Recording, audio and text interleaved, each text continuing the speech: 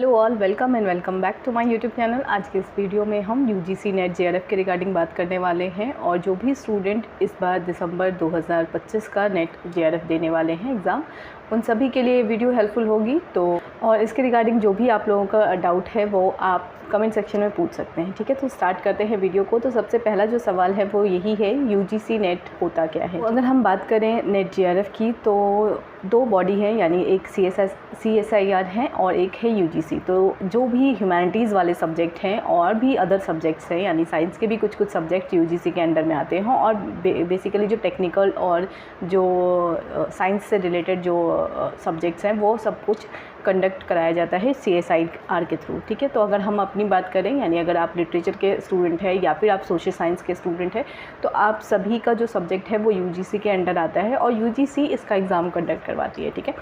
तो मैं कोशिश करूँगी बहुत आसान शब्दों में आपको इन तीनों चीज़ों को समझाने की कोशिश करूँगी। जैसे अगर मैं बात करूँ कि अगर आपको कभी यूनिवर्सिटी में एडमिशन लेना होता है यूजी और पीजी के लेवल पे, तो आप यूजी पीजी में जब एग्ज़ाम कंडक्ट करवाते हैं, मतलब यूनिवर्सिटी जब एग्ज़ाम कंडक्ट करवाती है तो उस बेसिस पे आप सेलेक्ट होते हैं और फिर आपका पीजी में एडमिशन होता है या यूजी में एडमिशन होता है ना, यही तरीका होता है। लेकिन पीएचडी में अगर मुझे एडमिशन लेना है तो किस तरीके से हम एडमिशन लेते हैं। पीएचडी के लिए फिर क्या होता है, एंट्रेंस होता था पहले, ठीक है। अभी लेटेस्ट के अकॉर्डिंग हम सब कुछ बातें करेंगे, यानी नेट जेआरएफ और पीएचडी ओनली की हम तीनों की बातें कब करेंगे, लेटेस्ट बेसिस पे बात कर रहे हैं। तो जब अगर हम पीएचडी ओनली की बात करते हैं तो जो एग्ज़ाम पीएचडी एडमिशन के लिए करवाया जाता था यूनिवर्सिटी में, तो उससे क्या होता था, टाइम बहुत ज़्यादा था, है ना। यानी अगर हम बात करें कि जैसे साल में सिर्फ एक ही बार पीएचडी के लिए अगर नोटिफिकेशन आ रहा है तो उसके प्रोसीजर में बहुत टाइम लगता था। तो इसलिए क्या हो गया कि अब यूजीसी ही ये एग्ज़ाम कंडक्ट करवा लेगी पीएचडी एडमिशन का भी, ठीक है। तो इस अकॉर्डिंग क्या हो गया, अब जो अगर नेट का जो भी एग्ज़ाम स्टूडेंट देंगे तो उनको 3 कट ऑफ होंगे, ठीक है। उनके पास 3 कट ऑफ होंगे। उन 3 कट ऑफ में सबसे लोएस्ट कट ऑफ किसका होगा, पीएचडी ओनली का। उसके अबव जो कट ऑफ होगा वो किसका होगा, नेट का। उसके अबव जो कट ऑफ होगा वो किसका होगा, जेआरएफ का। यानी जो एग्ज़ाम का, इस एग्ज़ाम का जो हाईएस्ट कट ऑफ है वो आपका जेआरएफ का कट ऑफ होता है, ठीक है। तो ये कट ऑफ भी डिसाइड करती है यूजीसी ही, और एग्ज़ाम चूँकि एनटीए कंडक्ट करवाता है। अगर हम बात करें कि जो नेट का पेपर है, नेट का जो एग्ज़ाम होता है वो ऑफलाइन मोड में नहीं होता है, ठीक है। तो ये क्या होता है, ऑनलाइन मोड में होता है। CBT इसका मोड है, यानी कंप्यूटर बेस्ड टेस्ट होता है। नेगेटिव मार्किंग नहीं है, नेगेटिव मार्किंग नहीं है। CBT मोड में इसका एग्ज़ाम होता है और इस नेट में, नेट के ही एग्ज़ाम में आप जेआरएफ, नेट और पीएचडी ओनली क्वालिफाई कर सकते हैं, ठीक है। तो ये 3 बेनिफिट आपको सिर्फ़ और सिर्फ एक एग्ज़ाम के थ्रू होता है। यानी आपने एक एग्ज़ाम दिया तो आप नेट के लिए भी एलिजिबल हो सकते हैं अगर आपका उस अकॉर्डिंग कट ऑफ टच करता है, ठीक है। हम कट ऑफ एनालिसिस के अकॉर्डिंग भी एक वीडियो बनाएंगे और उसके अकॉर्डिंग भी हम चीज़ों को देखेंगे कि कितना हमको स्कोर करना है, सो दैट हम जेआरएफ भी क्वालिफाई कर लें, नेट भी क्वालिफाई कर लें और पीएचडी ओनली भी क्वालिफाई कर लें, है ना। इस अकॉर्डिंग हम तैयारी करेंगे। तो टारगेट यही रखना है कि आपको जेआरएफ क्वालिफाई करना है, सो दैट आप जेआरएफ अगर क्वालिफाई करते हैं तो नीचे के 2 जो चीज़ें हैं, यानी आपका पीएचडी ओनली और नेट भी क्वालिफाई हो जाता है। तो हमेशा जब भी आप इस एग्ज़ाम की तैयारी करें तो कोशिश करना है आप जेआरएफ के कट ऑफ के अकॉर्डिंग तैयारी करें आप अपनी, है ना। तो अगर हम बात करें इसकी एलिजिबिलिटी की, तो इसकी एलिजिबिलिटी में 55% है ना, 55% जनरल कैटेगरी के जो लर्नर हैं उनका 55% होना चाहिए, और अगर आप कैटेगरी से बिलोंग करते हैं तो आपका 50% होना चाहिए, ठीक है। 5% का आपको रिलैक्सेशन मिलता है। तो ये क्राइटेरिया हो गया। अगर हम इसको नोटिफिकेशन के अकॉर्डिंग देखें तो हम नोटिफिकेशन के अकॉर्डिंग भी देख लेते हैं। अगर हम इसके क्वालिफाइंग मार्क्स की बात करें तो क्वालिफाइंग मार्क्स आप देख सकते हैं। इसके क्वालिफाइंग मार्क्स में क्या है, जनरल, अनरिजर्व्ड और ईडब्ल्यूएस कैंडिडेट को कितने चाहिए, 55% मार्क्स स्कोर करने हैं। किसमें, मास्टर डिग्री में और इक्विवेलेंट एग्ज़ाम में। तो आपका जो मास्टर में जो सब्जेक्ट होगा ना, आप उसी सब्जेक्ट में ही नेट दे सकते हैं, ठीक है। ये नहीं कि आपका ग्रेजुएशन का जो सब्जेक्ट था उसके अकॉर्डिंग नहीं। जो आपका मास्टर का ऑनर्स पेपर होता है, यानी जो मेन सब्जेक्ट है आपका जिसमें आपने ऑनर्स किया है मास्टर में, उस सब्जेक्ट में आपको क्या होता है, नेट देना होता है, ठीक है। तो आप मेक श्योर कीजिए कि जब आप किसी भी सब्जेक्ट के लिए नेट देना चाहते हैं या आपको लग रहा है इसका पेपर इजी है, तो आपका उस सब्जेक्ट में मास्टर होना चाहिए। और मास्टर में अगर आपका जनरल कैटेगरी है तो आपका कितना होना चाहिए, 55% होना चाहिए, ठीक है। अगर हम बात करें OBC SC ST तो उनके लिए क्या है, 50% रिलैक्सेशन है, ठीक है। तो ये आपको एक प्रूफ के तौर पर भी मिल गया कि 55% PG में होना चाहिए और आपका 50% आपका रिजर्व कैटेगरी के लिए होना चाहिए। अब सवाल आता है कि अगर हमारा मास्टर नहीं है तो क्या हम इस एग्ज़ाम को दे सकते हैं? तो बिल्कुल दे सकते हैं। जैसे मैंने अपना एक्सपीरियंस बताया है, मैंने 2 बार JRF क्वालिफाई किया है, तो दोनों बार जो अगर हम बात करें, अगर मैं पहली बार की बात करूं तो पहली टाइम जब मैंने एग्ज़ाम दिया था तो मैं मास्टर के अपीयरिंग ईयर में ही थी, यानी मैंने फर्स्ट सेमेस्टर मेरा कंप्लीट हो गया था। सेकेंड सेमेस्टर में जब मैं गई थी तभी मैंने ये एग्ज़ाम दिया था, ठीक है। तो 6 मंथ जब हो गए थे मुझे मास्टर में इनरोल हुए, तब मैंने ये एग्ज़ाम दिया था और उसी टाइम ये क्वालिफ़ाई हो गया था, ठीक है। तो बस वहाँ पे ध्यान क्या रखनी है आपको चीज़ें, कि आपका जो वैलिडिटी टाइम है ना वो लैप्स ना हो। अगर वो लैप्स होता है तो चीज़ें वहाँ फिर गड़बड़ाती हैं और वहाँ थोड़ा आपको प्रॉब्लम हो सकता है, ठीक है। तो आप एलिजिबल हैं मास्टर में, जैसे ही आप इनरोल करते हैं आप एलिजिबल हैं, ठीक है। तो आप ये एग्ज़ाम अगर पहले दे देते हैं तो ज़्यादा आपको बेनिफिट होगा। मैं सबको यही सजेस्ट करती हूँ कि मास्टर कंप्लीट होने का प्लीज़ वेट मत कीजिए। अगर आप इस एग्ज़ाम को मास्टर में अपीयर होने के साथ ही अगर दे देते हैं तो एक तरीके से आपका जो है ना, मतलब एक टेंशन आप फ्री हो जाते हैं कि बाद में आपको क्या करना है क्या नहीं करना है, इसको सोचने के लिए ज़्यादा फिर वो होता है ना कि हेक्टिक वो टाइम ना हो, ठीक है। तो आगे की चीज़ें जो है वो ज़्यादा आसानी से हो सकती है अगर आप ये पहले से क्वालिफ़ाई करके रखेंगे तो, ठीक है। इसके रिगार्डिंग भी मैं अब चीज़ें आप लोगों को बाद में शेयर कर दूँगी, ठीक है। अगर हम यहाँ पे भी एक और चीज़ है, कैंडिडेट्स हु आर परसुइंग, ठीक है। इसके रिगार्डिंग भी आप देख लीजिए कि परसुइंग वाले कौन कौन दे सकते हैं। Candidates who are pursuing their master degree और इक्विवेलेंट कोर्सेज, और candidates who have appeared for their qualifying master degree final year, ठीक है। जो परसुइंग कर रहे हैं मास्टर या फिर जो फाइनल ईयर में है, वो सभी स्टूडेंट एलिजिबल हो जाते हैं ये नेट एग्ज़ाम देने के लिए।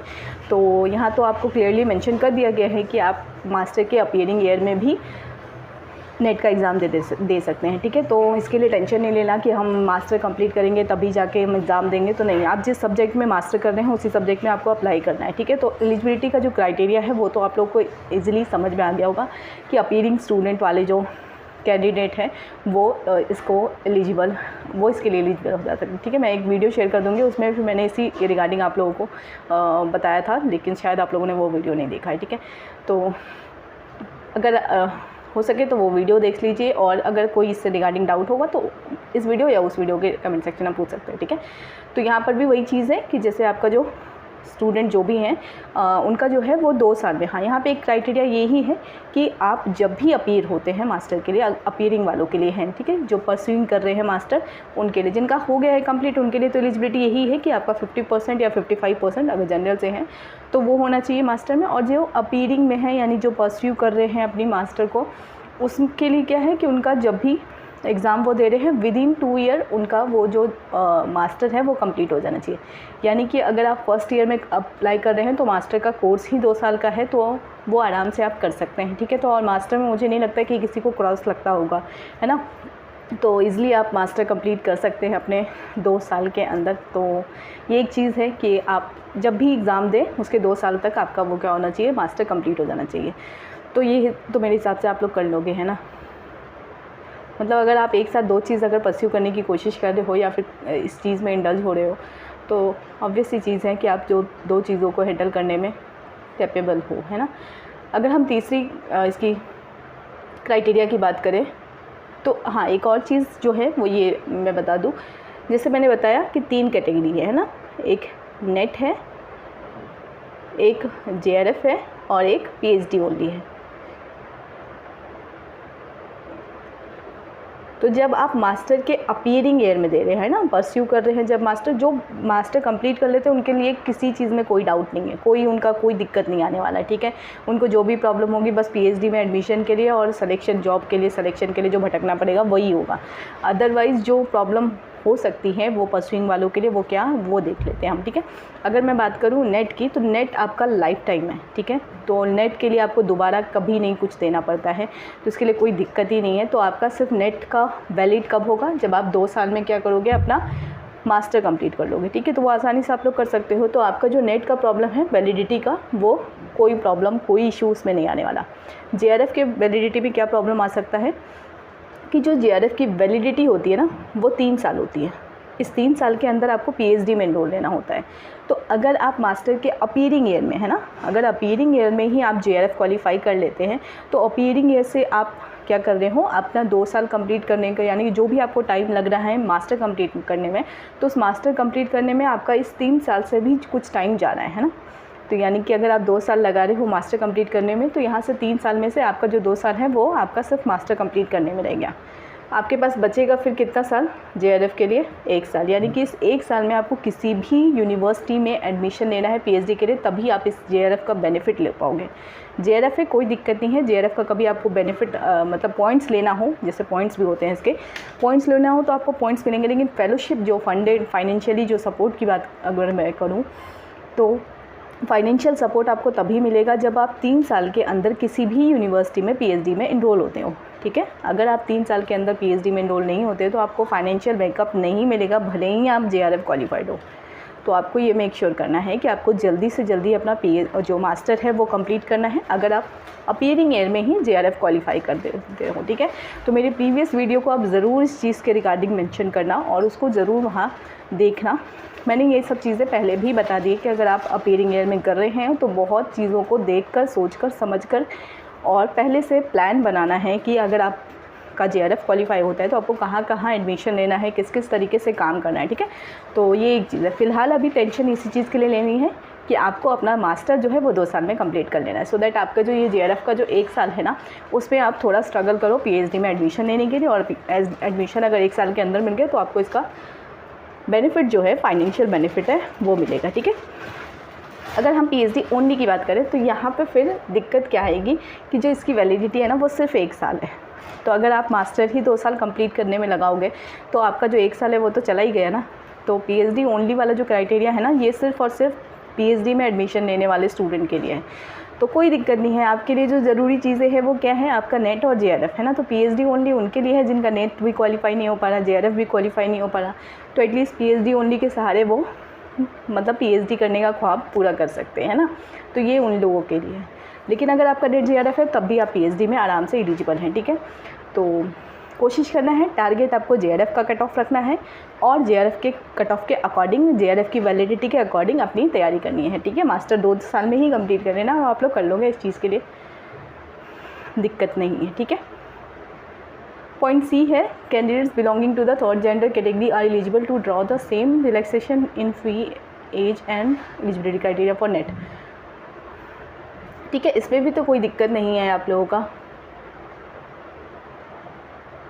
ठीक है। तो आपके लिए जो ज़रूरी चीज़ें थी बस वही था कि आपका जो है 50% वो होना चाहिए मास्टर में। अगर आप फाइनल ईयर मतलब आपने मास्टर कंप्लीट कर लिया है तो आपके लिए 50%, अदरवाइज़ आप कभी भी एलिजिबल हो अगर आप मास्टर में इनरोल हो चुके हो तो, ठीक है। बस सिर्फ आपको वैलिडिटी पीरियड जो मैंने बता दिया वो आप मेंशन कर लेना। अगर नहीं समझ में आए तो कमेंट सेक्शन में फिर से पूछ लेना, ठीक है।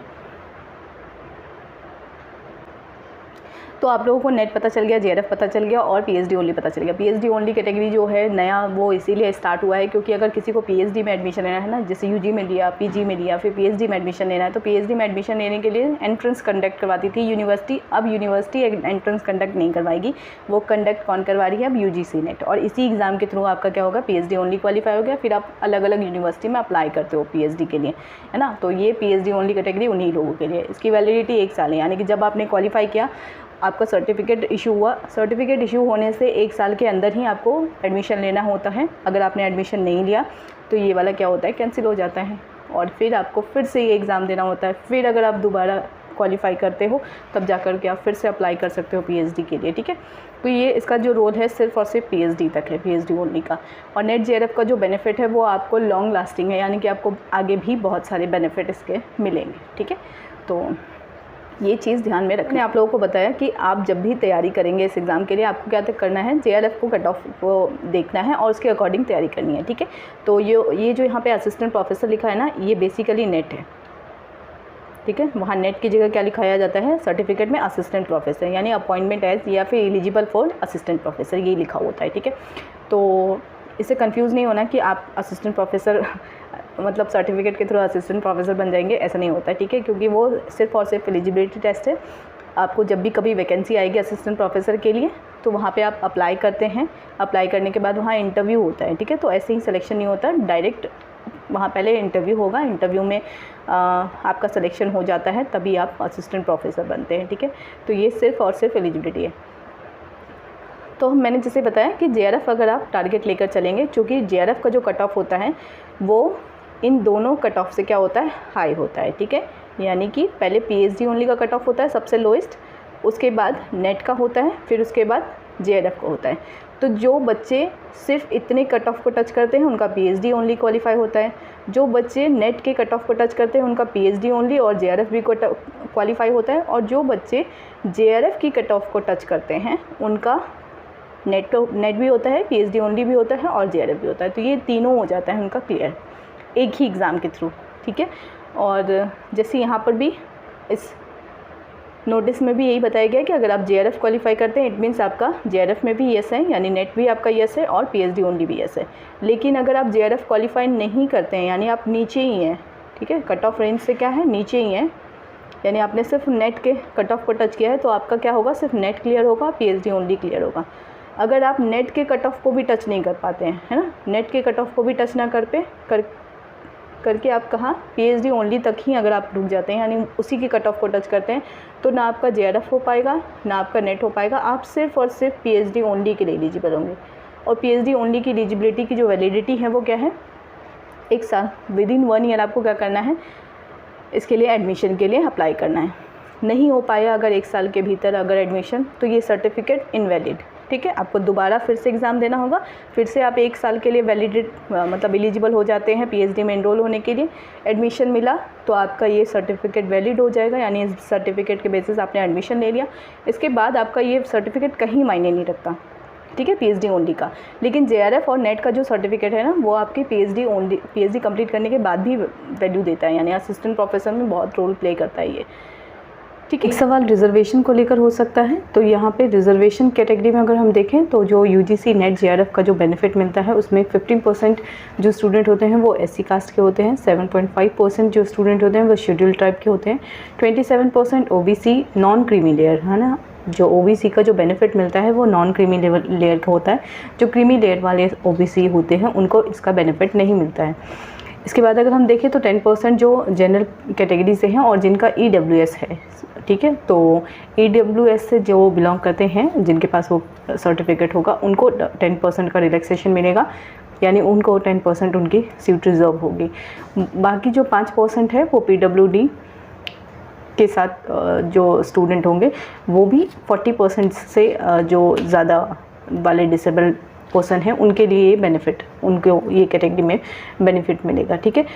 हम पैटर्न की बात कर लेते हैं, एग्ज़ाम पैटर्न कैसा होता है। इससे पहले एक चीज़ और देख लेते हैं, जैसे यहाँ पे है NF-SC, NF-OBC और NF-PWD, ठीक है। तो वैसे स्टूडेंट जिनका JRF कुछ पॉइंट से रह जाता है, ठीक है, यानी कि अगर 99.85 पर अगर परसेंटाइल पर JRF हो रहा है और किसी का 99.83 या 84 होगा, ऐसे स्टूडेंट को अगर वो SC कैटेगरी से बिलोंग करेंगे तो उनको NF-SC का सर्टिफिकेट मिलेगा, और जो OBC कैटेगरी के स्टूडेंट होंगे उनको NF-OBC मिलेगा, और जो NF-PWD कैटेगरी से बिलोंग करते हैं उनको NF-PWD मिलेगा, ठीक है। तो इसमें जो अमाउंट होता है, ये वाली जो फेलोशिप होती है वो इक्वल होता है JRF के। तो ऐसे स्टूडेंट जिनका पॉइंट से JRF रह जाता है, चाहे वो SC कैटेगरी के स्टूडेंट हो, चाहे वो OBC कैटेगरी के स्टूडेंट हो, या फिर PWD से बिलोंग करते हो, और एक मैंफ होती है, ठीक है, मौलाना आज़ाद नेशनल फेलोशिप करके हैं, ठीक है। तो जो भी माइनॉरिटीज़ वाले जो स्टूडेंट हैं उनमें उनको मिलता है, ठीक है। तो ये चीज़ें ध्यान रखनी है कि अगर आपका 0.5 से अगर लैग करता है JRF, तो आप इस जो फेलोशिप को है वो UGC के पोर्टल पे जाकर देख सकते हैं, ठीक है। जैसे ही JRF अवार्ड लेटर इशू होता है, यानी सर्टिफिकेट इशू होना स्टार्ट करते हैं, उसके 1 महीने बाद ये वाली फेलोशिप के जो लिस्ट है वो जारी होती है। तो बहुत सारे ऐसे स्टूडेंट होते हैं जिनका कुछ मार्क्स से रह जाता है, उनका सिलेक्शन इसमें होता है, तो मेक श्योर करना है इसको आप ज़रूर चेकआउट करें, ठीक है। एग्ज़ाम पैटर्न की बात कर लेते हैं। एग्ज़ाम पैटर्न की अगर हम बात करें तो यहाँ पे आप देख लीजिए, जैसे जो पेपर है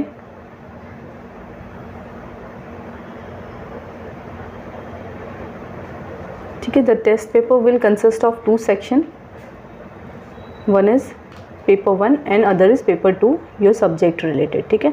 और ये दोनों जो क्वेश्चन होते हैं यानी दोनों ही पेपर से जो क्वेश्चन होंगे वो मल्टीपल चॉइस क्वेश्चन होंगे और इसके बीच में कोई ब्रेक नहीं होता है, ठीक है। तो टोटल 100 क्वेश्चन कह रही हूँ मैं, तो इसके बीच में ब्रेक नहीं होता है, यानी पेपर 1 और पेपर 2 साथ साथ ही पेपर हो जाता है, CBT मोड में पेपर होता है।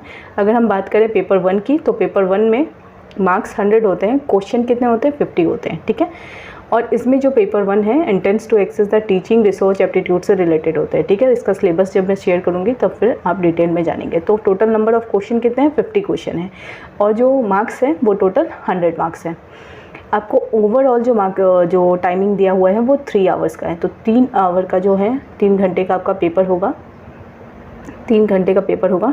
टोटल क्वेश्चन कितने होंगे 150, जिसमें से 50 क्वेश्चन आपका पेपर 1 से होगा और 100 क्वेश्चन किसका होगा पेपर 2 का होगा, ठीक है। नीचे पेपर 2 लिखा हुआ है ना, यहाँ पेपर 2 है, पेपर 1 पेपर 2। पेपर 1 से कितने क्वेश्चन होंगे 50, पेपर 2 से कितने होंगे 100, टोटल कितने होंगे 150। ये 150 क्वेश्चन आपको कितने आवर में करने हैं 3 आवर में, ठीक है। यहाँ पे 3 आवर लिखा हुआ ना, 3 आवर में कंप्लीट करने हैं। टोटल मार्क्स कितना होगा 300 मार्क्स होगा, 300 मार्क्स का यह पेपर होगा। नेगेटिव मार्किंग नहीं है, ठीक है। फिलहाल ये नेगेटिव मार्किंग इस एग्ज़ाम में नहीं है। कंटिन्यूस पेपर होगा यानी कोई ब्रेक नहीं होगा आप लोगों का, नेगेटिव मार्किंग नहीं है। और जो आपका जो सब्जेक्ट से रिलेटेड पेपर होंगे, this is based on the subject related, तो इसका जो मार्क्स है वो 200 है। तो मेक श्योर करना है आपका सब्जेक्ट बहुत अच्छा हो, तभी मतलब इसमें चांसेस ज़्यादा बनते हैं जो JRF क्वालिफाई करने का, ठीक है। नेट और PhD ओनली की मैं बात नहीं कर रही हूँ। अगर आप JRF क्वालिफाई करना चाहते हैं तो आपको बाकी 2 चीज़ तो आराम से मिल ही जाएगी, लेकिन कोशिश करना है आपको अपने सब्जेक्ट पे बहुत कमांड रखनी है, ठीक है। जो ये वाला जो पेपर है यानी पेपर 1 वाला जो है, इसमें आपको जो चीज़ें ध्यान में रखनी है वो है रिसर्च और टीचिंग। ये 2 जो चैप्टर है आपको इसको बहुत डेप्थ में इसलिए पढ़ना है क्योंकि अगर आप PhD करना चाहते हैं इन फ्यूचर यानी JRF के थ्रू या फिर नेट के थ्रू या फिर PhD ओनली के थ्रू, तो वहाँ पे आपको ये 2 चैप्टर जो है वो हेल्प करेंगे। हालांकि और भी जो चैप्टर हैं जैसे ICT है, पीपल एनवायरनमेंट है, ये भी किसी न किसी रूप में हेल्प करेंगे, लेकिन जो मेन है वो रिसर्च और टीचिंग का है, ठीक है। तो ये हो गया हमारा एग्ज़ाम का जो पैटर्न था, ठीक है। अब हम देखते हैं एज क्राइटेरिया को, ठीक है। तो यानी कि अगर हम JRF कर रहे हैं तो कब तक हम JRF कर सकते हैं या फिर इसकी फॉर्म फिलिंग कब तक हो सकती है, तो टोटल एज को लेकर जो सवाल है उसको हम देख लेते हैं। उससे पहले एक चीज़ और देख लेते हैं, मीडियम ऑफ क्वेश्चन पेपर। जो पेपर 1 है वो आपका, ठीक है, पेपर 1 जो है वो आपका दोनों वर्जन में रहेगा, यानी हिंदी भी और इंग्लिश भी। तो आप पेपर को क्या कर सकते हैं, स्विच कर सकते हैं, वहाँ पे ऑप्शन होता है। अगर हम एज क्राइटेरिया की बात करें तो यहाँ पे एज के लिए आपको क्लियरली मेंशन है। JRF के लिए अगर आप एज देखना चाहें तो JRF के लिए क्या है, not more than 30 years age on first day of month in which examination is conducted. यानी कि आपका जब भी फॉर्म फिलिंग होगा तो जब भी एग्ज़ाम कंडक्टेड वाला जो डेट होगा उसमें आपका जो है वो 30 साल आपका उससे ज़्यादा एक्सीड नहीं होना चाहिए, ठीक है। तो विदिन 30 ईयर्स जो आ रहे हैं स्टूडेंट वही JRF के लिए एलिजिबल होंगे। यानी जो फेलोशिप वाला जो मामला है, यानी जो फाइनेंशियल स्टेबल होने वाला जो चांसेस है वो उन्हीं स्टूडेंट को मिलेगा जो 30 साल से कम उम्र के हैं, ठीक है। और इक्वल टू 30 हैं जो फॉर्म फिलिंग करते वक्त, उनका भी इसी क्राइटेरिया में होगा, ठीक है। जो 30 से अबव हैं उनको ये रिलैक्सेशन यानी ये जो बेनिफिट है JRF का वो नहीं मिलता है। तो बार बार जो सवाल होते हैं JRF की एज लिमिट क्या है, तो 30 साल है, ठीक है। तो 30 साल से एक्सीड करने पे आपको JRF का फेलोशिप या अमाउंट नहीं मिलेगा, ठीक है। तो ये जो एग्ज़ाम डेट है आप इस पर मत जाइए, जब भी आपका जो एग्ज़ाम डेट आएगा आप उसके अकॉर्डिंग देखेंगे, ठीक है। तो जो भी आपका एग्ज़ाम डेट होगा उसके अकॉर्डिंग अगर आपका 30 साल वहाँ तक आपका कंप्लीट हो रहा है तभी आपको जो है आपको फेलोशिप के लिए यानी JRF के लिए आप एलिजिबल होंगे। अदरवाइज़ आप एग्ज़ाम दीजिए, आप भले ही उसके क्राइटेरिया को कट ऑफ को क्रॉस करते हैं फिर भी आपका JRF नहीं माना जाएगा, ठीक है। तो आपके सर्टिफिकेट में क्या लिखा होगा, assistant professor and PhD only, ठीक है। तो जब अगर आप नहीं हैं एलिजिबल तो आपको उस सेक्शन को फिल ही नहीं करना है, ठीक है। अगर हम बात करें relaxation will be also be provided to the candidates with research experience limited to the spent on research of the relevant. एक मिनट और देख लेते हैं अगर हम,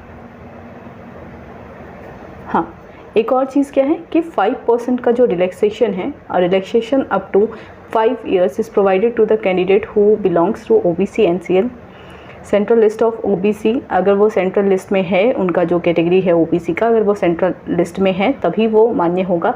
अदरवाइज़ जिनका ओबीसी अगर सेंट्रल लेवल पे नहीं है तो वैसे कैंडिडेट ओबीसी के लिए नहीं मान्य होंगे, और उनको 30 साल का जो वो है, मतलब जनरल कैटेगरी में जो 30 साल का जो क्राइटेरिया दिया गया है इन जनरल, उन्हीं को फॉलो करना होगा, ठीक है। मतलब अगर 35 के कोई ओबीसी कैंडिडेट हैं और उनका सेंट्रल लेवल पे वो जो कास्ट है वो रिकग्नाइज नहीं हो पाएगा तो ऐसे स्टूडेंट को जेआरएफ नहीं मिलेगा, ठीक है। SC, ST, PWD, third gender and women, तो जितने भी वुमेन कैंडिडेट हैं आपके लिए जो जेआरएफ का एज लिमिट है वो है 35, ठीक है। तो 35 तक आप जेआरएफ के लिए एलिजिबल हैं, यानी जेआरएफ आप क्रैक कर सकते हैं, ठीक है।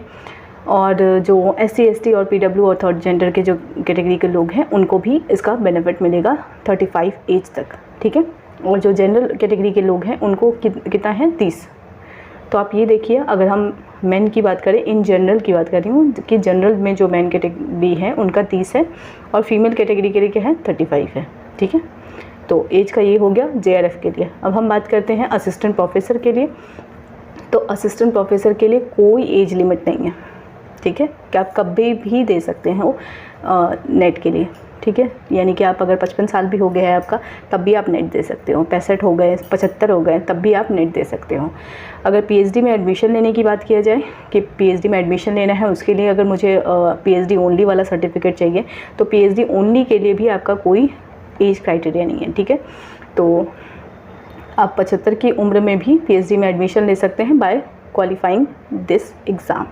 इस एग्ज़ाम को आप क्वालिफाई कीजिएगा, आपको पीएचडी ओनली का सर्टिफिकेट आपको सिर्फ लेना है, ठीक है। आपको जेआरएफ के लेवल की तैयारी ना करनी पड़े तो इसके लिए कोशिश करना है आपको पीएचडी ओनली का जो कट ऑफ है उसको देखते हुए तैयारी करनी है, ठीक है।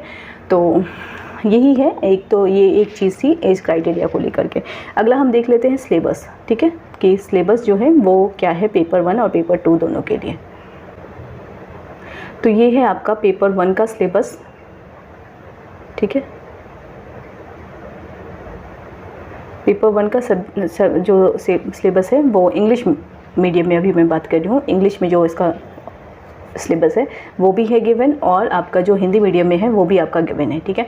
तो आपकी मर्ज़ी है आप कंटेंट को कहाँ से पढ़ते हैं, क्योंकि जो क्वेश्चन है वो दोनों तरह के ही होंगे, यानी हिंदी और इंग्लिश दोनों ही वर्जन में वहाँ पे क्वेश्चन होंगे। तो आपकी अगर तैयारी इंग्लिश मीडियम में हो रही है, यानी इंग्लिश के कंटेंट के थ्रू आप इसकी तैयारी कर रहे हैं, तो आप वहाँ पे पेपर इंग्लिश में अटैम्प्ट करेंगे। और अगर हिंदी के कॉन्टेक्स्ट से आप उसको पढ़ रहे हैं, यानी उन टॉपिक्स को कवर कर रहे हैं, तो आपको वहाँ पर सवाल हिंदी में अटैम्प्ट करने हैं, क्योंकि ऑब्वियस सी चीज़ है, आपको जिस लैंग्वेज में वो चीज़ समझ में आ रही है आप वहाँ उसी तरीके से सॉल्व करेंगे, ठीक है।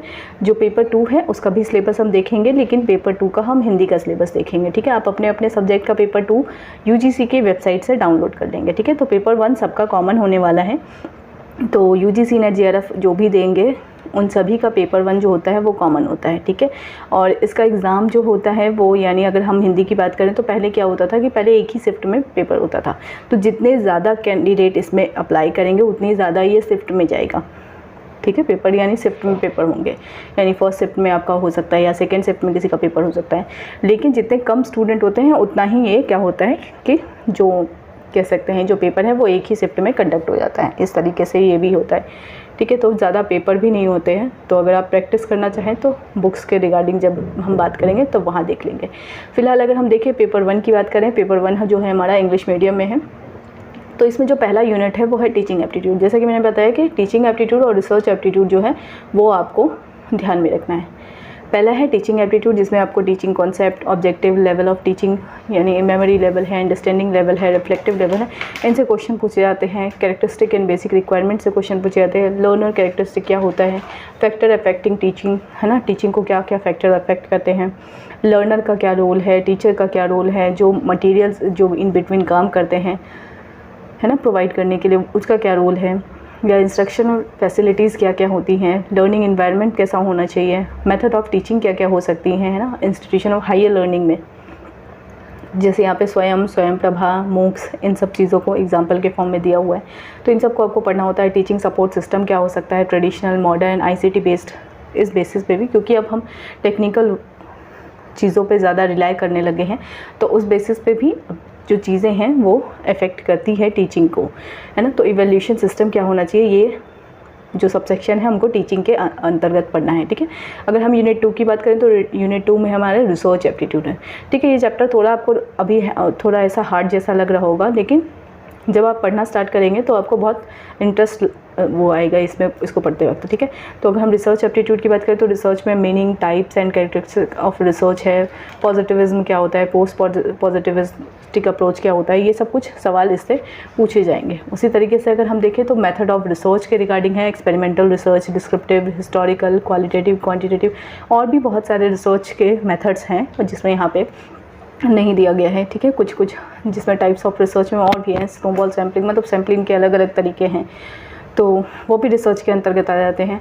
स्टेप ऑफ रिसर्च है, थीसिस एंड राइटिंग आर्टिकल है। तो थीसिस और राइटिंग आर्टिकल जो है ये जब आप पीएचडी में इनरोल होंगे ना तब आपको बहुत बेनिफिट मिलेगा इसका, ठीक है। तो जब भी आप इस टॉपिक को कवर करें तो मेक श्योर करना है कि आपको बहुत सिंसियर होकर इसको पढ़ना है, ठीक है। अगर हम बात करें रिसर्च एथिक्स की तो ये भी बहुत इंपॉर्टेंट रोल प्ले करता है आफ्टर जब आप पीएचडी में इनरोल होते हैं, ठीक है। उसके बाद जो यूनिट 3 है वो है आपका कॉम्प्रिहेंशन यानी रीडिंग कॉम्प्रिहेंशन।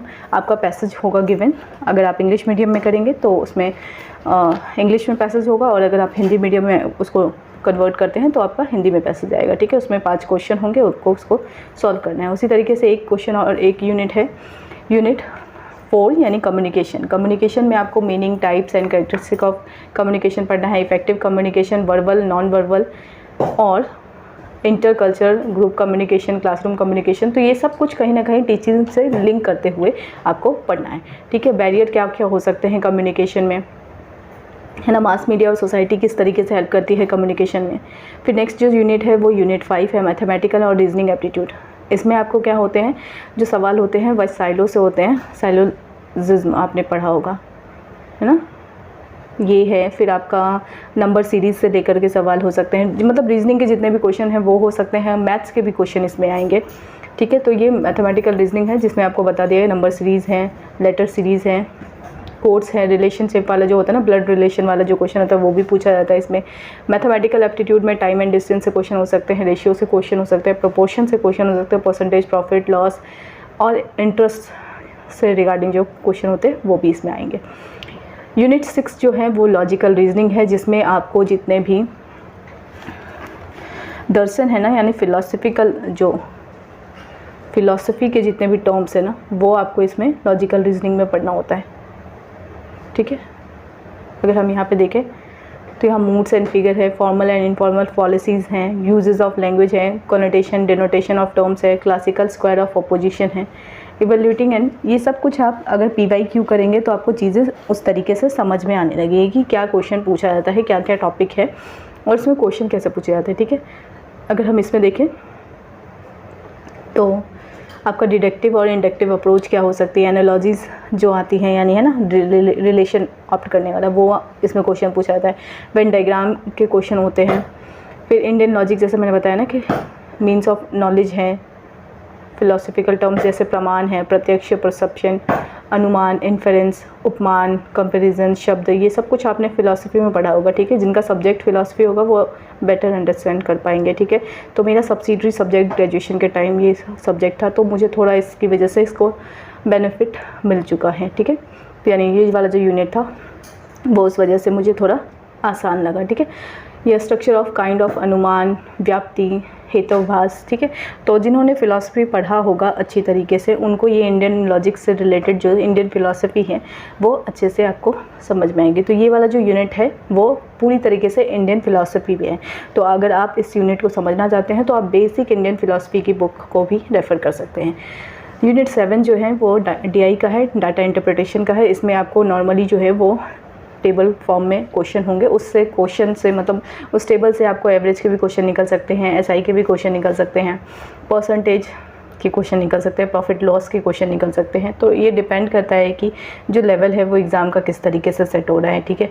तो अगर आप प्रीवियस ईयर क्वेश्चन देखेंगे तो उसमें मैक्सिमम क्वेश्चन जो है एवरेज और परसेंटेज के होते हैं। तो कोशिश करना है आप जब DI प्रैक्टिस कर रहे हैं तो अपना परसेंटेज और एवरेज वाला जो पोर्शन है वो स्ट्रॉन्ग करके तभी आप DI प्रैक्टिस करें।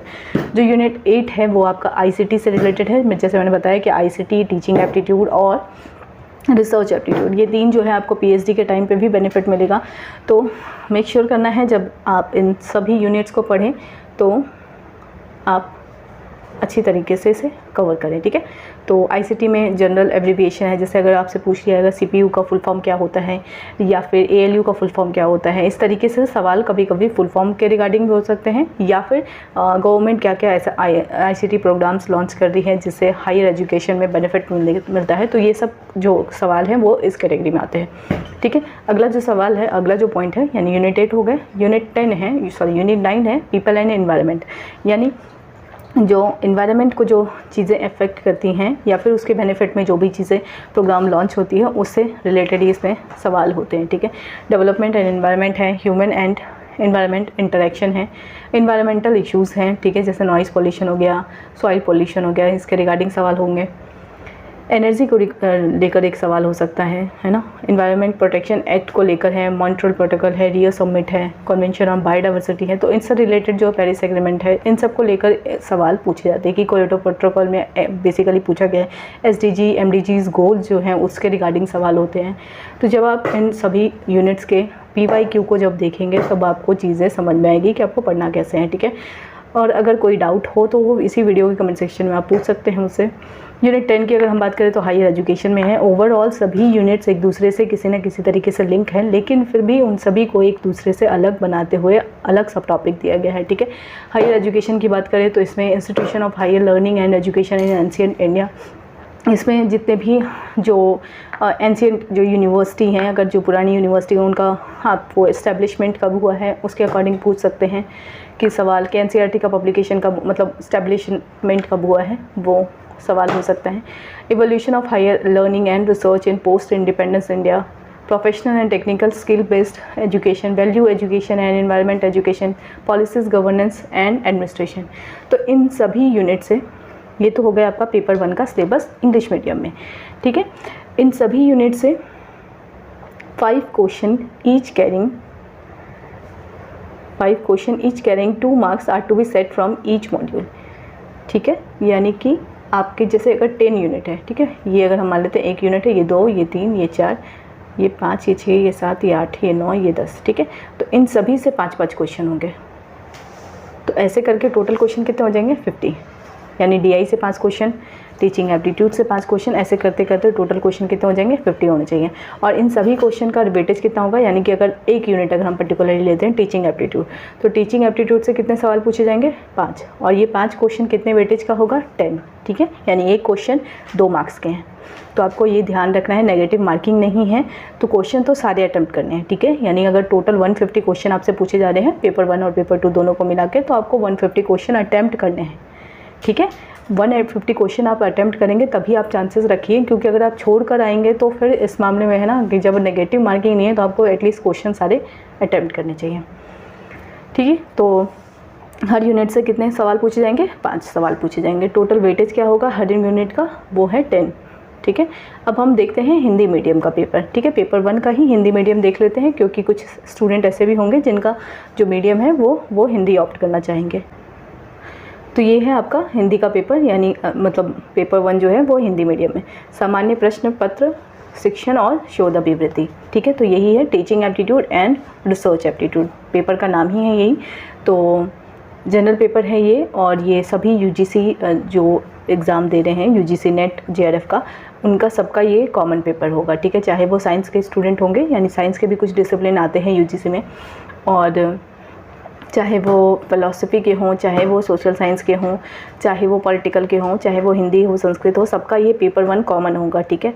और जो सब्जेक्ट वाला जो रिलेटेड होगा वो सबका अपना अपना होगा, ठीक है। अगर हम प्रश्न पत्र की बात करें तो पहला जो यूनिट है, जैसे वहाँ टीचिंग एप्टीट्यूड था, तो यहाँ क्या है शिक्षण अभिवृत्ति, सेम उसी तरीके से आपने चीज़ों को समझ ही लिया होगा, तो आप यहाँ पे एक बार देख लीजिए, ठीक है। जैसे यहाँ पे शिक्षण की अवधारणाएं, उद्देश्य, शिक्षण का स्तर क्या हो सकता है, वहाँ पे आपका मेमोरी, अंडरस्टैंडिंग और रिफ्लेक्टिव लेवल था। यहाँ पे आपका स्मरण शक्ति, समझ और विचारात्मक है ना। शिक्षार्थी की क्या क्या विशेषताएं होती हैं, शिक्षण प्रभावात्मक तत्व क्या क्या हो सकते हैं, या फिर आप उच्च अधिगम संस्थाओं में शिक्षण की पद्धति क्या होगी, शिक्षण सहायक प्रणाली क्या क्या है, मूल्यांकन की प्रणालियाँ क्या हैं। जैसे वहाँ पे इवैल्यूएशन का मेथड था, यहाँ पे मूल्यांकन प्रणाली है। सब कुछ सेम है, बस वही है टर्म्स जो हैं वो अलग हो जा रहे हैं, ठीक है। शोध अभिवृत्ति, वहाँ रिसर्च एप्टीट्यूड था और यहाँ पे शोध अभिवृत्ति है। इसी तरीके से शोध के अर्थ, प्रकार और विशेषताओं को लेकर है, शोध पद्धतियों को लेकर है, शोध के विभिन्न चरण को लेकर है, शोध प्रबंध यानी थीसिस राइटिंग वहाँ था, आलेख लेखन है, शोध में आईसीटी का अनुप्रयोग है ना, जैसे आईसीटी को यहाँ पे आईसीटी ही लिखा है। तो कुछ कुछ ऐसे टर्म्स आपको मिलेंगे जो हिंदी और इंग्लिश दोनों में सिमिलर होते हैं, ठीक है। शोध नैतिकता, जैसे रिसर्च इथिक्स था, ठीक है, तो ये एक चीज़ था। यूनिट 3 वहाँ पे कॉम्प्रिहेंशन था और यहाँ पे बोध है। तो बोध का आप मतलब समझेंगे कि पैसेज आपको गिवन होगा, उसमें से 5 क्वेश्चन आपको सॉल्व करने हैं, ठीक है, उस पैसेज में से ही सवाल होंगे। तो ये हैं।